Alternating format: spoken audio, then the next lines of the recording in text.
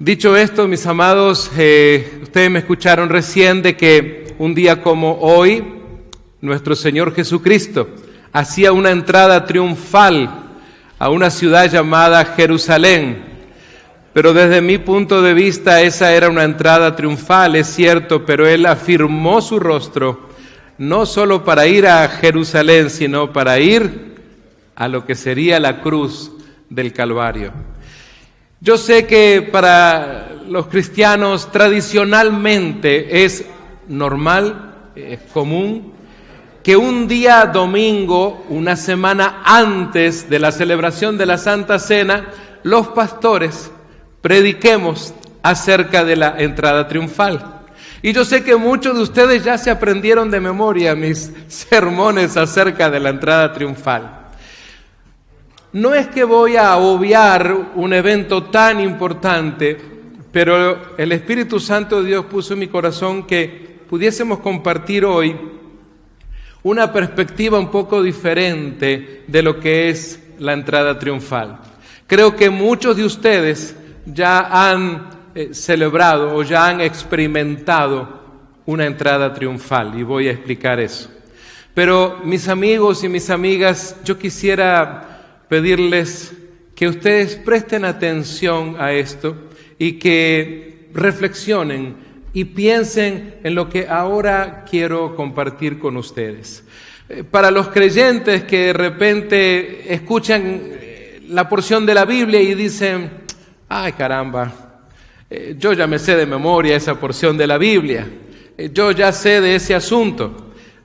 Yo le animo a que usted tal vez tome nota de esto, porque seguramente usted va a poder compartir esto con alguien más. Creo que no hay nada más hermoso que un creyente en obediencia al Señor comparta lo que recibe. Si lo que hoy el Espíritu Santo de Dios va a revelar o va a traer a tu vida es de bendición, ¿cuál sería el obstáculo para que tú entonces puedas luego compartirlo con alguien más?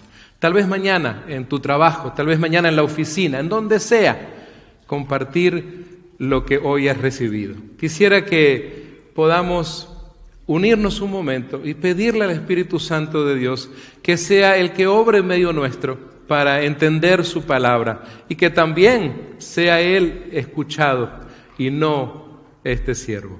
Padre amado, te alabamos, te glorificamos, Señor. Bendecimos la vida de nuestros amigos y amigas que están este día. Bendecimos la vida de todos los invitados que este precioso día tú has traído, Señor. Padre amado, gracias te damos por tu Hijo Jesucristo. Gracias por aquel domingo, aquel día especial, cuando tantas personas ponían aquellas palmas en el camino mientras tú entrabas a la ciudad. Pero Padre amado, a esta hora, Señor, queremos suplicarte que tu palabra llegue a cada corazón y a cada persona que hoy la escucha hasta donde esta voz pueda llegar. En lo personal te suplico que me escondas detrás de tu cruz, Señor Jesús, y que solo tú seas escuchado en este momento. En el nombre precioso de Jesús, el pueblo de Dios puede decir amén. Mis amados, quisiera abordar el pasaje que está en el Evangelio de Juan, especialmente en el capítulo 3, y esa porción que está del versículo 1 al versículo 21. Fíjense ustedes que en esa porción del capítulo 3 de Juan, usted va a encontrar que hay allí un encuentro muy especial entre dos personas. Y es un pasaje, podríamos decir, de esos pasajes famosos, de esos pasajes muy conocidos por los cristianos muchas veces, pero yo creo que más allá de que este pasaje pueda ser muy conocido, tal vez muy leído, creo que debemos contemplar la idea de reflexionar en el pasaje y no solamente creer que porque es una historia muy popular entonces debemos de obviarla. Todo lo contrario. Imagínense en que en este encuentro que Juan nos relata allí, se encuentra dos personajes, dos protagonistas. En todas las historias hay protagonistas. En esta historia especial que nos relata en el Evangelio Juan, uno de los protagonistas es un hombre que está bien en su vida. Podríamos decir, está bien. El hombre tiene reputación, el hombre es conocido en la ciudad, es respetado. El hombre está muy bien financieramente, lo compartía ayer justamente el pastor Marcelo Alvarado esto. Es un hombre que conoce la Torá, además, que conoce la ley muy bien, y por eso él además era un integrante, imagínense ustedes, un miembro oficial nada más ni nada menos que del Sanedrín, ese grupo de religiosos. Eso entonces conlleva pensar que es un hombre mayor, obviamente. Así que estoy hablando nada más ni nada menos que de Nicodemo. Pero este hombre, repito, que parece que todo lo tiene bien en su vida, tenía preguntas, porque venía escuchando a Jesús, un Jesús que había salido de Nazaret, un Jesús que casi él sabía lo habían querido matar allá en Nazaret cuando predicó acerca del capítulo 61 de Isaías. Así que entonces a este Jesús nazareno Nicodemo le tiene preguntas. Así que en una oportunidad, no de mañana, no al mediodía, no por la tarde, ya después de haber caído el sol, se acerca de alguna manera a Jesús. Es la parte que tal vez Juan no nos dice cómo logra Nicodemo tener esta cita divina, este appointment, como dicen, en un momento donde logra estar a solas, nada más ni nada menos que con el Señor Jesús, que es el otro protagonista de la historia. El asunto es entonces de que mientras Jesús entonces hablaba con Nicodemo para dar respuesta a algunas preguntas que este maestro de la ley tenía, le dijo: de cierto te digo que el que no naciere de nuevo no puede ver el reino de Dios. Ni bien dice esto, Nicodemo le dijo con dos preguntas. Miren ustedes, estaba muy preguntón aquel hombre llamado Nicodemo y le dijo: ¿cómo puede un hombre nacer siendo viejo? Inmediatamente le dijo: ¿puede acaso entrar por segunda vez en el vientre de su madre y nacer? Y el Señor Jesús, con la templanza, el amor y la calma típica de él, le dijo: de cierto te digo que el que no naciere del agua y del Espíritu no puede entrar en el reino de Dios. Recordemos que esta era la predicación de Jesús. El reino de Dios se ha acercado, y lo repetía vez tras vez. Así que ahora le dice que no podrá tal persona entrar al reino de Dios si no naciere de nuevo. Y agrega el Señor Jesús: lo que es nacido de la carne, carne es, y lo que es nacido del Espíritu, Espíritu es. No te maravilles, Nicodemo, de que te dije: os es necesario nacer de nuevo. Y esta frase, nacer de nuevo, es lo que le da un poquito el título a la enseñanza de hoy ahí en Juan capítulo 3. En primera instancia quiero compartirles que esa frase, nacido de nuevo, literalmente tiene un significado y quiere decir nacido de arriba. Es decir, no es alguien que ha nacido porque otra persona procuró que él naciera o porque otra persona le engendró, sino que es nacido de arriba. Nicodemo tenía una necesidad verdadera. Amados míos, él necesitaba un cambio de corazón. Él necesitaba una transformación espiritual. Tal vez usted podrá decir: pero a ver, un momento, usted está hablando de un sacerdote, usted está hablando de un verdadero conocedor de la ley judaica, de la Torá. ¿Cómo puede ser que este hombre tuviera necesidades espirituales? Sí, en efecto, porque el nuevo nacimiento, el nacer de nuevo, amados míos, es un acto de Dios por el cual la vida eterna es impartida a la persona que cree. Repito, la vida eterna es impartida a esa persona que en ese momento comienza a creer. Pero eso no viene de otro ser humano, viene de Dios, y específicamente a través del Espíritu Santo. Porque el Espíritu Santo, del cual hemos estado enseñando un precioso grupo de nuestros hermanos y hermanas todos los viernes, el Espíritu Santo es el que redarguye.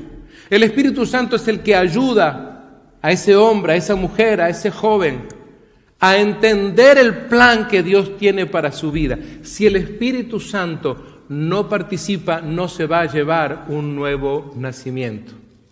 Tal vez usted podrá estar hablándole y predicándole a una persona horas enteras, pero mis queridos hermanos, hermanas y amigos, si el Espíritu Santo no juega su papel en eso, no se va a dar tal conversión. Vamos a ver nosotros, y tal vez no lo haremos en este sermón, pero si usted sigue adelante con la lectura de la palabra, usted va a encontrar justamente el resultado de lo que el Espíritu Santo de Dios hizo en la vida de este hombre llamado Nicodemo. Porque luego entonces, bastante tiempo después, vemos que Nicodemo es el que participa y ayuda a retirar el cuerpo del Señor Jesús en la cruz, en aquella cruz del Monte Calvario, junto con José de Arimatea. Perseveró. Tal vez usted dirá, pero pastor, es que Nicodemo como que se me desaparece de la escena del Nuevo Testamento y luego aparece por allá. Pero eso no quiere decir que él no perseveró. El hecho de que no estén todos los nombres aquí no quiere decir que las personas entonces le aceptaban o le recibían y no perseveraban. Vemos en Nicodemo un resultado. Vemos el fruto del Espíritu Santo en su vida. Y a pesar de que este hombre podría haber terminado muy mal, sin embargo, aceptó la idea de ir con José de Arimatea y retirar el cuerpo del Señor antes de las 6 de la tarde de aquel día viernes, el cual celebraremos dentro de una escasa semana. Quisiera que podamos entender un poquito más esto, porque una cosa es el nacimiento natural. En el nacimiento natural está asegurado algo, que el hombre, según el autor de Hebreos, allí en el capítulo 9, nace, o sea, luego vive y luego muere en un momento determinado. Es decir, yo por ejemplo tengo asegurado que un día, un 4 de noviembre de 1964, mi mamá me dio a luz. Eso está asegurado. Hay una vida de por medio y está asegurado que un día voy a morir. La fecha no la tengo y no la sé, pero eso va a suceder, sí o sí. Me gusta o no me gusta, eso va a suceder y punto. En el asunto del nuevo nacimiento hay algo diferente allí. Yo puedo decir, bueno, después de algún tiempo en que el Espíritu Santo utilizó a personas para predicarme el Evangelio, finalmente, un 26 de octubre de 1990, rendí mi vida a Cristo. Muy bien. Y luego entonces comienza ahí lo que se llama la vida eterna. Pero no hay ni habrá fecha de muerte espiritual, porque el Señor Jesús habla de vida eterna. Si tú has nacido de nuevo, tú tienes vida eterna y no hay fecha de muerte. ¿Algún creyente me escucha por ahí? De eso se trata, amados míos. ¿Va a haber fecha de muerte corporal? Sí, por supuesto. Algún día esto tiene que suceder. Este cuerpo no, el cuerpo no es eterno. Este esqueleto, estos músculos, todo esto que está aquí no es eterno. Pero el nacimiento espiritual en Cristo Jesús sí garantiza por completo la vida eterna. Ahora, vamos a ver cómo, por ejemplo, el apóstol Pablo nos explica un poquito más esto. Podemos preguntarle y decirle, el apóstol Pablo, experimentado en la predicación, en la enseñanza, él escribe un pasaje que también es muy conocido. En cuanto yo lo menciono, los cristianos dicen, ¡ay, me lo sé de memoria! 2 Corintios, capítulo 5 y verso 17, de modo que si alguno está en Cristo, nueva criatura es, las cosas viejas pasaron, he aquí, todas son hechas nuevas. La mayoría de los cristianos se saben de memoria eso, es cierto. Es decir, él dice y asegura que si alguno está en Cristo, entonces algo ha sucedido y ahora es una nueva persona. No es que ahora tiene un brazo más, una pierna más, no, es un asunto espiritual, es una nueva criatura. Y las cosas del pasado ya no tienen que tener injerencia en su nueva vida. Ni nadie puede venir a usted que es nacida o nacido de nuevo a reclamarle y a decirle, pero mira cómo eras tú, mira lo que tú hacías. Eso no es del Espíritu Santo de Dios. Nunca el Espíritu Santo de Dios va a venir a decirte, mira qué bien que te tengo ahora, pero mira la porquería de persona que eras. Ese no es el Espíritu Santo de Dios. Si alguna vez vienen a tus oídos o viene a tu mente algo así, sepa usted que esa no es la actitud de Dios. Será de nuestro adversario, pero no de Dios. Algo más. El apóstol Pablo, que quiere afirmar esto, especialmente en la vida de aquellos hombres que han entregado su vida a Cristo y que ahora son parte del equipo. Hay un muchacho joven llamado Tito, que también fue un día llamado al pastorado, y en el capítulo 3 de una carta, la única carta que le envía Pablo a Tito son las cartas pastorales. Tenemos 3 cartas pastorales en el Nuevo Testamento, 2 dedicadas a Timoteo, 1 dedicada a Tito. Y entonces Pablo le dice a Tito, hablando de Jesús que nos salvó, no por obras de justicia que nosotros hubiéramos hecho, es decir, le dice, mira Tito, tú no eres salvo por las cosas buenas que tú hiciste, tú no eres salvo por la linda familia que tienes, tú no eres salvo porque eres judío, tú no eres salvo ni siquiera por lo que yo hice o pude hacer como maestro, no. Él le dice, no por obras de justicia que nosotros hubiéramos hecho, sino por su misericordia. Es interesante. Acá se agrega una enseñanza más para nosotros. El Espíritu Santo es el que engendra, el Espíritu Santo es el que redarguye, y fíjense en ustedes, también es el que trae esa misericordia.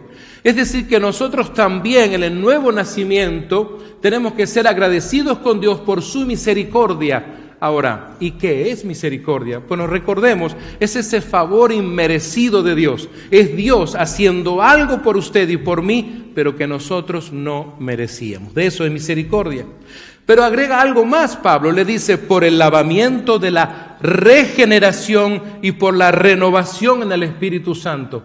Un momentito, aquí hay 2 palabras. Una es regeneración. Así que entonces soy regenerado en el momento en que nazco de nuevo, es decir, en el momento en que abro la puerta del corazón, en el momento en que invito o tú invitas a Jesús a venir a tu vida, hay una regeneración. Algo se regenera, algo se vuelve allí a transformar. Pero en el ambiente espiritual en tu vida, seguramente los creyentes que me están escuchando sabrán que hoy en día no pensamos igual que como pensábamos antes.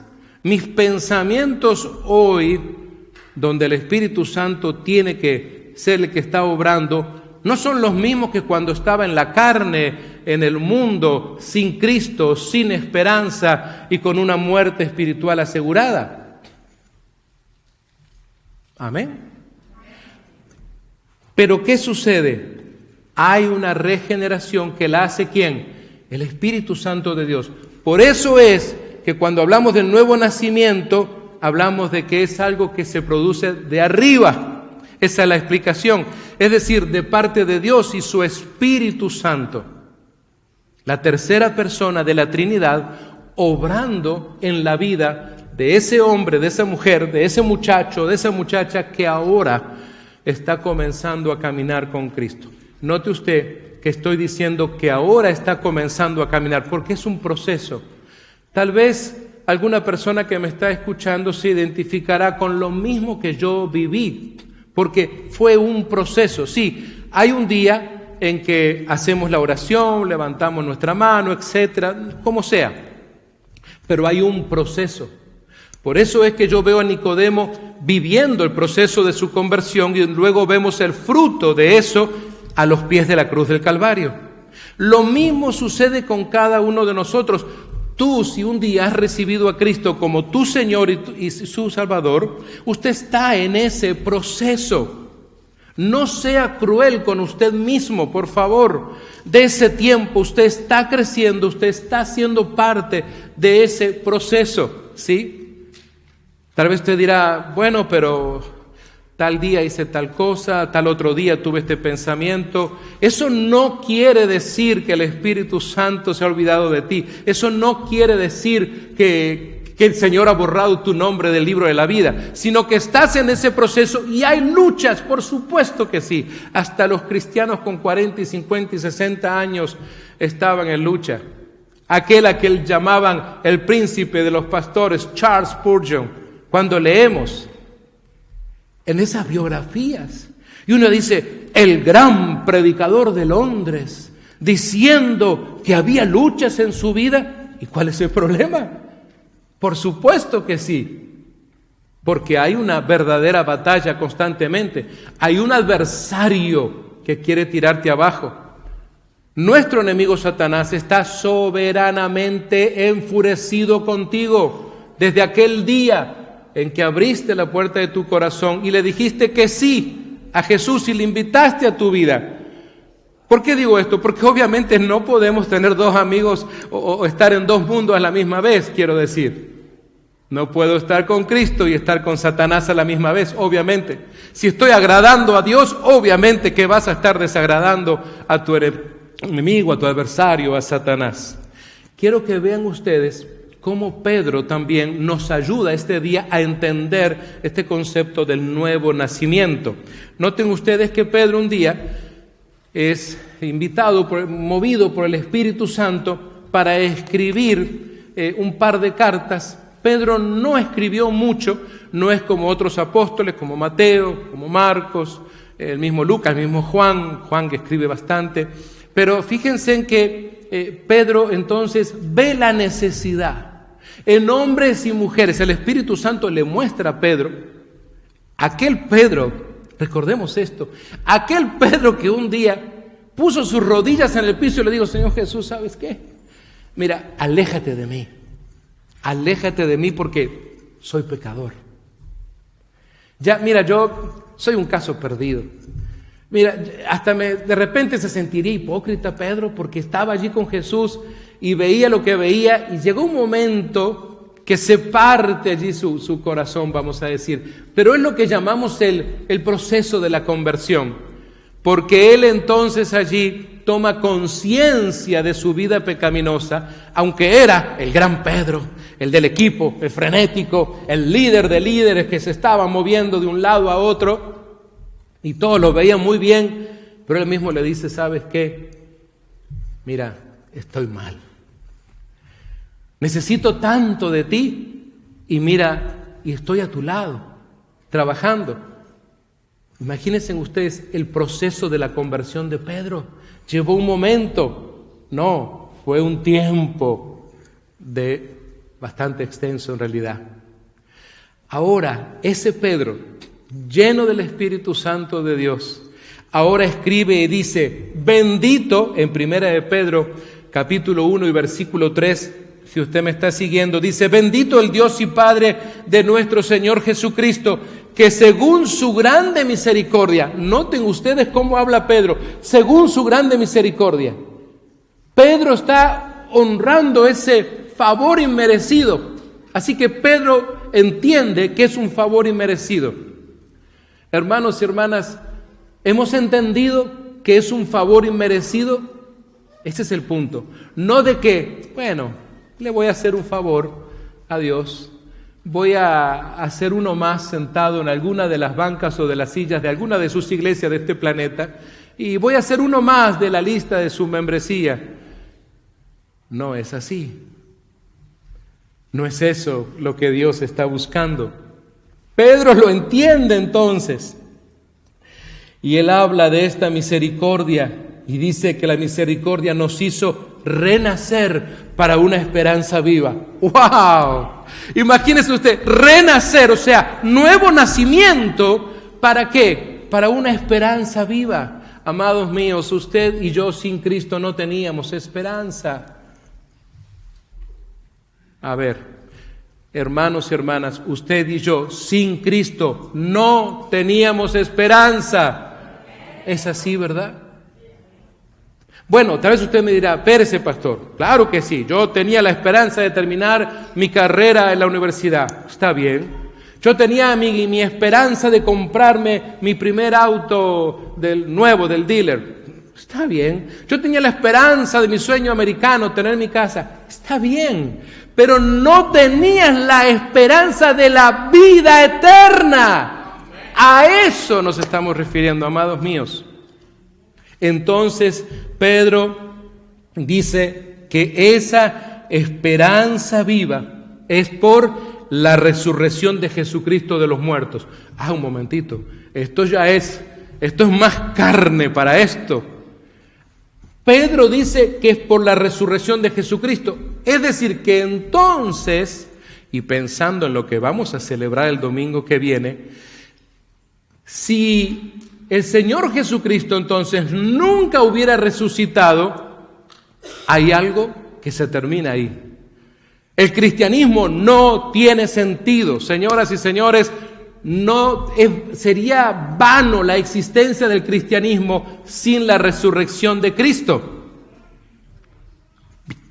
Miren, podemos hablar con personas de cualquier religión o de cualquier secta y hablar de este punto y decirle, mira, dejemos a un lado tantas discusiones y por favor respóndeme una pregunta. Tu líder espiritual, tu Dios, a quien tú adoras, lo que sea, un día murió y resucitó por ti. Solamente eso pregúntele. No importa a qué religión pertenezca, tal vez oriental, occidental, como sea.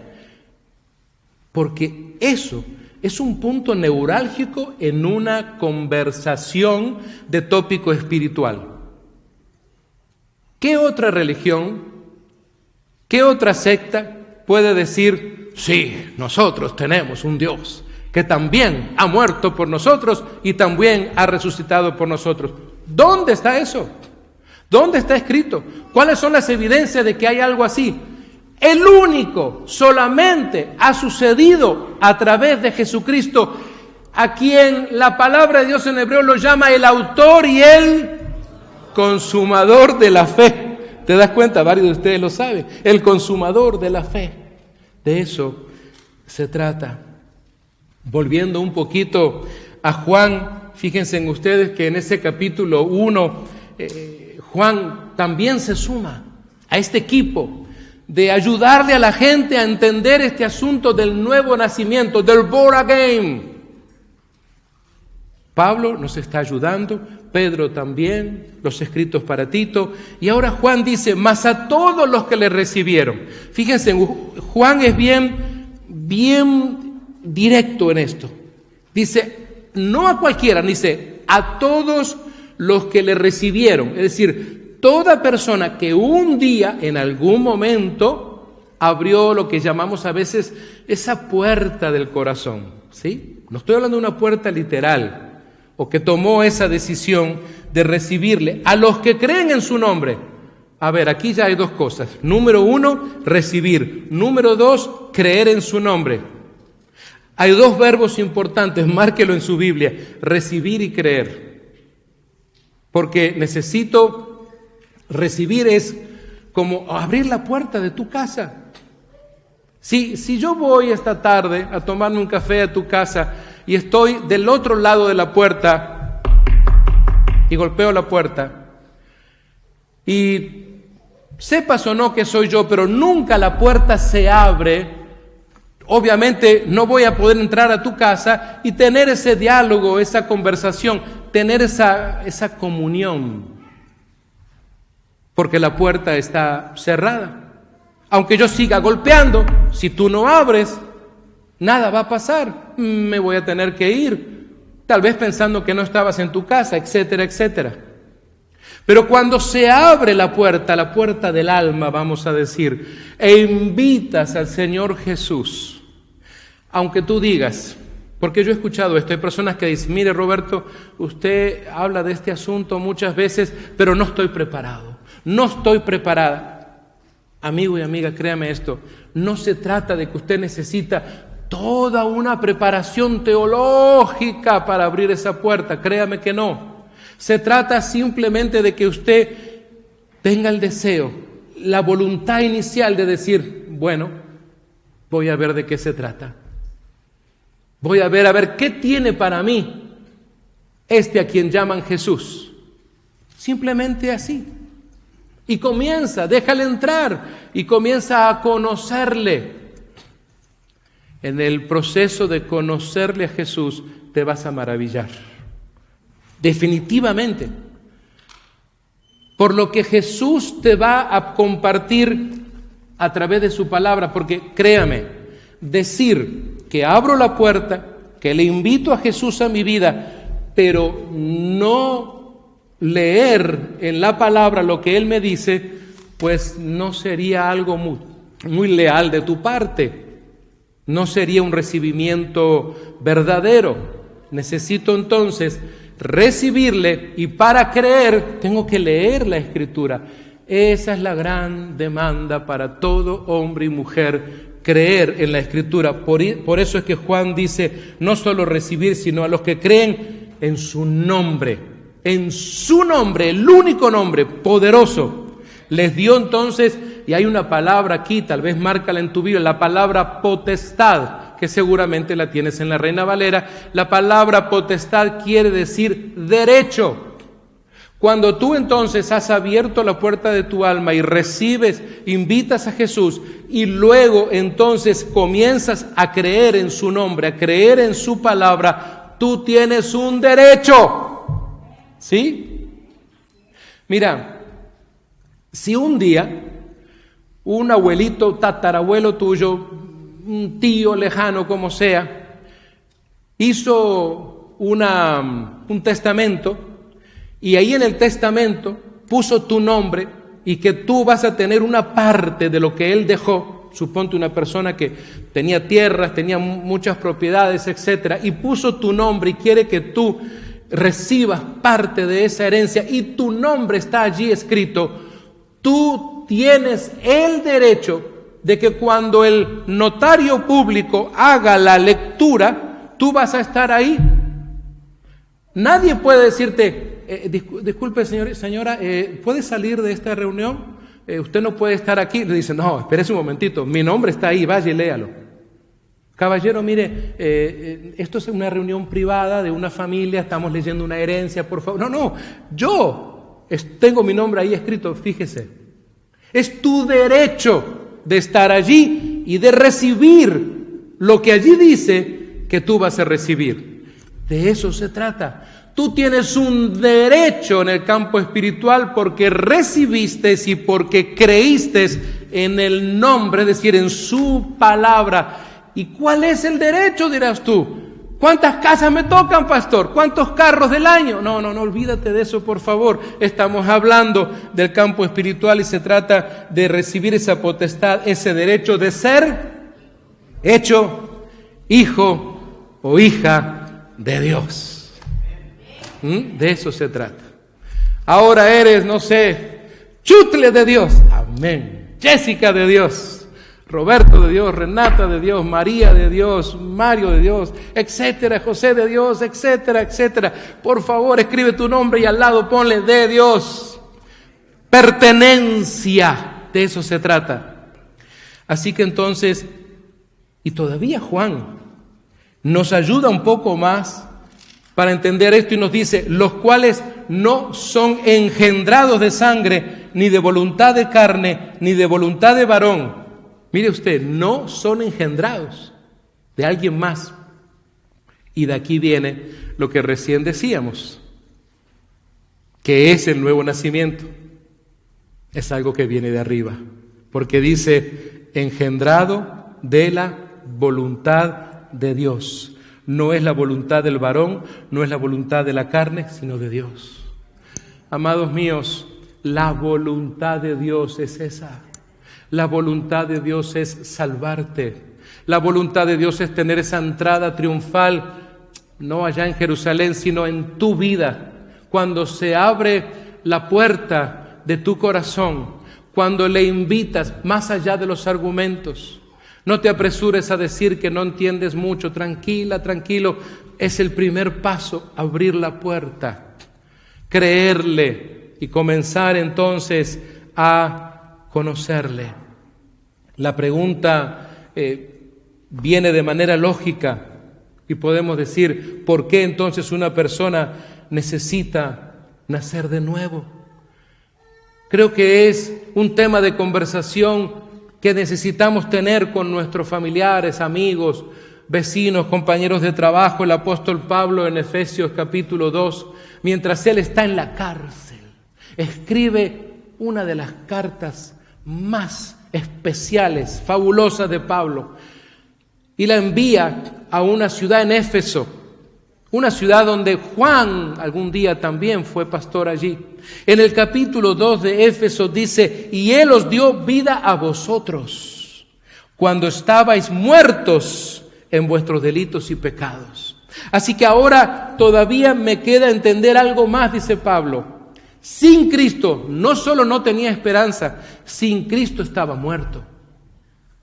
Aunque usted estuviera caminando por la calle, por cualquier parte y yendo a trabajar, sin Cristo yo estaba muerto. No importa qué tan bueno yo creía ser, no importa qué tan bien hablaba mi mamá y los vecinos de mí, yo estaba muerto. No importa mis títulos académicos, estaba muerto.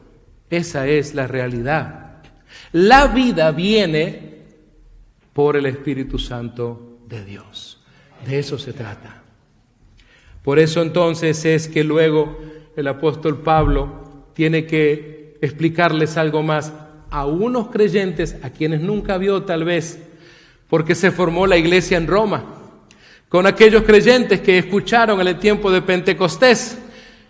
Y entonces estaba ya el grupo, la iglesia formada, y Pablo sabía que como ellos tenían situaciones tradicionales de la religión, como nosotros también lo hemos tenido, les dice, por cuanto todos pecaron y están destituidos de la gloria de Dios.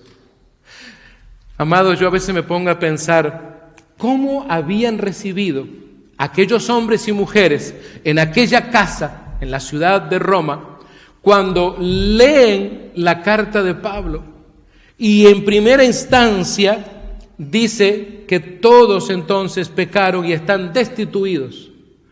Era como para haberse tomado la cabeza con las manos y decir, ¡wow! Pablo dice que estamos destituidos. Un hombre una vez tuvo que entender esto. Me lo contó porque lo vivió en su vida. Después se convirtió a Cristo y me contó esto y me dijo, Roberto, yo estuve trabajando casi un cuarto de siglo en la misma empresa, en la misma compañía. Todos me conocían allí. Yo tenía muy buena reputación, Roberto me decía. Ya estaba próximo a retirarme, a jubilarme un día, porque cuarto de siglo trabajando allí. Pero un día cometí un error, no debería de haberlo hecho. Estaba haciendo un trabajito en mi casa. Y como hay muchas herramientas en ese taller, yo entonces abrí mi bolsito y puse unas 3 herramientas que necesitaba. Mi idea era usarlas, trabajar el fin de semana en mi casa, regresaba y listo, y las ponía de regreso y aquí no pasó nada. Pero él se olvidó que ya era la era de las cámaras de video. Y entonces él me dijo, yo me fui a mi casa con las herramientas. Tengo años, siempre las uso allí en el taller. Me las llevé a casa, hice mi trabajo de carpintería que tenía que hacer, diversas cosas. Terminé el trabajo, regresé el día lunes a trabajar y cuando voy, y en aquellos tiempos, los empleados recogían una tarjeta de cartón y iban a un reloj que había en aquellos tiempos y hacía clac y se marcaba el horario en que el empleado comenzaba a trabajar. Él siempre llegaba como 15 minutos antes y tenía esa costumbre de ir y marcar el momento de llegada a trabajar. Va al panel, me dice: Roberto, comienzo a buscar mi nombre, comienzo a buscar mi tarjeta y no la encuentro por ninguna parte. Se me hizo extraño porque yo siempre la dejo en el mismo lugar. Así que me fui a la oficina de recursos humanos, les dije: mira, ¿no tendrás mi tarjetita ahí? Tal vez se te quedó por ahí. Ah, no, fulano de tal, le voy a cuidar su nombre. Tiene que ir usted a gerencia, allí lo esperan. ¿En gerencia? ¿A mí me esperan? Sí, necesitan conversar con usted. Bueno, dice él, está bien, tengo trabajos pendientes, pero fue. Y cuando llega entonces a la gerencia, le dicen: fulano, gracias por venir, tome asiento, por favor. Él vio que el ambiente estaba tenso. Estaba el subgerente y estaba el dueño de la fábrica también. Y él dijo: esto deben de ser bueno, estoy por jubilarme, me faltan pocos meses para los 25 años. Seguramente me tienen un regalito, un chequecito, algo por ahí. Se estaba alegrando él. Pero ellos estaban serios, no se sonreían para nada. Y le dice: fulano de tal, sabemos que usted tiene casi ya 25 años en esta empresa, ha sido un buen empleado, ha sido un empleado fiel. Y la verdad que estamos contentos con usted, pero lo que vimos el día sábado, tocó aquí hacer una evaluación de personal y pasó algo que nos trajo mucha tristeza, le dice el gerente. Y estábamos viendo en las cámaras que usted hizo algo que usted no debía de hacer y que usted conoce las reglas de esta compañía. Las cámaras detectaron el momento en que usted se llevó 3 herramientas y las sacó fuera de esta propiedad. Y él se apuró a decir: sí, pero ya las traje, están allí en el taller. No. Por favor, no diga nada, entendemos eso, pero usted hizo algo en contra de las leyes de esta compañía. Y sacó entonces un sobre, se lo dio y le dijo: ahí está su último cheque, también están sus regalías y todo lo demás, pero a partir de hoy usted ya no es más parte de esta compañía. Usted está destituido, como así también de esos otros privilegios que él tenía. Le dijeron: hoy es la carta de destitución de su trabajo. Fue destituido. Claro, era un trabajo secular en el mundo. Él fue quitado entonces, ya desde ese momento no pudo trabajar más en ese lugar.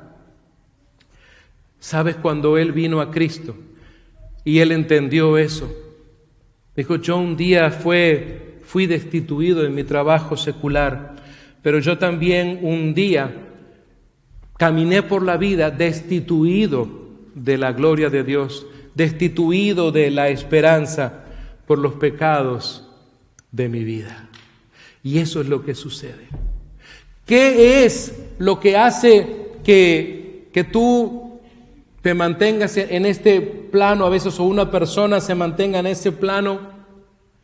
Es por la destitución que produce el pecado. Es decir, el pecado nos destituyó de la gloria de Dios. Fuimos creados para ser parte de la gloria de Dios, pero el pecado nos destituyó. Seguramente algunos de ustedes recordarán en este lugar, el día domingo, participaron junto conmigo algunos personajes muy famosos que también querían ir al cielo, pero estaban destituidos y tuvieron que caminar por la cruz. Tal vez si usted vio o participó o estuvo aquí, sabes, de eso se trata. Para ya no ser más destituidos de la gloria de Dios, mi amigo y mi amiga, lo que necesitamos es justamente dar el primer paso, de invitar a Jesús a nuestra vida y de comenzar entonces esa relación espiritual. Esa es la entrada triunfal de la cual yo hoy quería compartirles a cada uno de ustedes. La entrada triunfal de Jesús en en Jerusalén montado en aquel pollino fue fabulosa, extraordinaria. Pero déjeme decirle, hay una entrada triunfal que se lleva a cabo en cada una de nuestras vidas, pero sucede en el campo espiritual. Y es cuando Jesús entra a tu vida. Y hoy, mi amigo y mi amiga, ahí donde estás, tú, mi amigo y mi amiga, allí donde estás, en tu casa también, si hoy sientes el deseo, si hoy dices, caramba, como que comienzo a entender esto. I understand a little bit this. This is your time to pray and to receive Jesus Christ. This is your time to open the door in your soul and receive the Lord and say, thank you, Jesus. Come to my life. Take my life. Thank you for this salvation. Thank you for your blood and the cross of the Calvary. Hoy es el día donde podrás decirle, gracias, Jesús, te invito a mi vida. Lo demás, vamos a ayudarte en ese proceso, pero el primer paso, si aún no lo has dado, lo puedes dar hoy. Ahí donde estás también, únete conmigo. Ahí en tu mente, ahí donde estás, dile así, Señor Jesús, en este momento acabo de escuchar estas palabras. No lo entiendo todo, pero entiendo que debo dar este paso. Hoy abro la puerta de mi alma y te invito para que vengas a mi vida. Hoy acepto creer en tu nombre. Hoy acepto creer en tu palabra. Hoy también invito a tu Espíritu Santo que venga a mi vida. Te pido perdón por todos mis pecados. Y te suplico que escribas mi nombre en el libro de la vida. Gracias por salvarme. Gracias por regenerarme. Gracias por tu misericordia. En tu nombre, amén. Mi amigo y mi amiga, si tú has hecho esta oración, si tú has dado este paso, el primer paso de todo lo que viene en adelante, solamente quiero ser agradecido con Dios por la misericordia y por el hecho de que hoy hayas entendido. If you understand, please just move your hands and let me pray for you. Solamente quiero que levantes tu mano, quiero orar por ti. I want to say thank you, God. Thank you, Lord, for each person who's understand. Quiero darle gracias a Dios por cada persona que hoy ha entendido esto. Ahí donde estás, levanta tu mano, solamente para saber que tú hoy estás tomando la decisión de abrir la puerta de tu alma y de comenzar una relación con Cristo. Recuerda, tú no te estás cambiando de religión, tú estás comenzando una relación con Dios. Ahí donde estás. Querido Dios, quiero suplicarte una bendición muy especial sobre la vida de cada hombre y cada mujer, tanto aquí en el templo presencial como en las redes sociales, cada persona que hoy te invitó a tu Hijo Jesucristo a venir a su vida. Clamo, Señor, por el crecimiento espiritual y te suplico por este proceso de salvación en sus vidas. Padre, clamo dándote gracias por la vida eterna en cada persona y te suplico que tu Santo Espíritu les guarde en tu mano poderosa, que los aleje constantemente del pecado, que puedan transformarse en hombres y mujeres que luchen fervientemente por servirte a ti, por alabarte, por glorificarte y por agradarte a ti. En tu nombre poderoso te lo suplico. Amén. A mis amigos y amigas que están en las redes sociales les despedimos, les damos gracias a Dios por sus vidas. Recuerde, el próximo Viernes Santo, el viernes de crucifixión, a las 7 en punto de la noche, horario de California, aquí nos encontramos. Muchas gracias, que Dios los bendiga. Amados, para aquellos